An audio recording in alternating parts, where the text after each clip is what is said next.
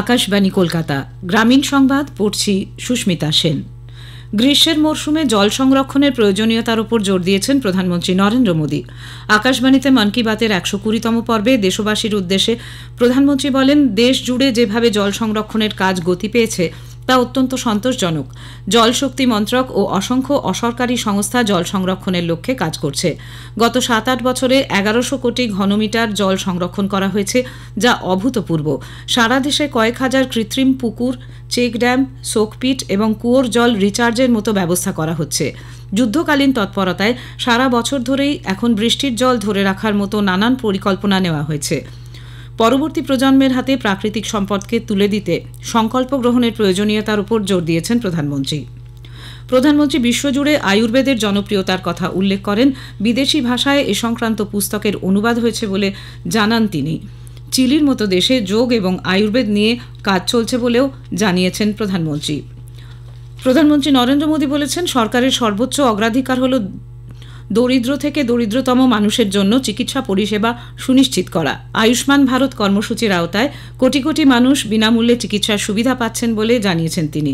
শ্রী মোদী আজ মহারাষ্ট্রের নাগপুরে মাধব নেত্রালয় চক্ষু ইনস্টিটিউট ও গবেষণা কেন্দ্রের একটি নতুন সম্প্রসারিত ভবনের শিলান্যাস করে ভাষণ দিচ্ছিলেন।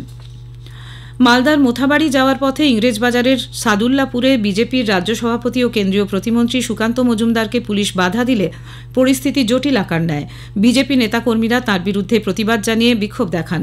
সাদুল্লাপুরে পুলিশের দেওয়া ব্যারিকেড বিজেপি নেতৃত্ব ভেঙে ফেলে।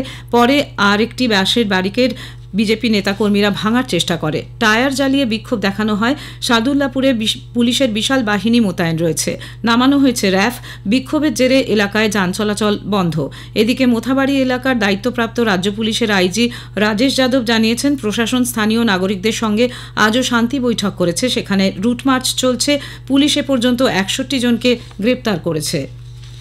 কোচবিহার জেলার সিতাইয়ের পশ্চিম চামটা এলাকায় গিরিধারী নদীতে মাছ ধরাকে কেন্দ্র করে গতকাল ভারতীয় নাগরিক এবং বাংলাদেশি নাগরিকদের মধ্যে উত্তেজনা দেখা দেয়। অভিযোগ, বাংলাদেশি কিছু মানুষ ভারতীয় এলাকায় মাছ ধরতে চলে আসে। এই সময় ভারতীয়রা প্রতিবাদ করলে দুপক্ষের মধ্যে সংঘর্ষ বাধে। এক ভারতীয় গ্রামবাসী সংঘর্ষে আহত হয়েছেন। পরে বিএসএফ ও বিজিবি গিয়ে পরিস্থিতি নিয়ন্ত্রণে আনে।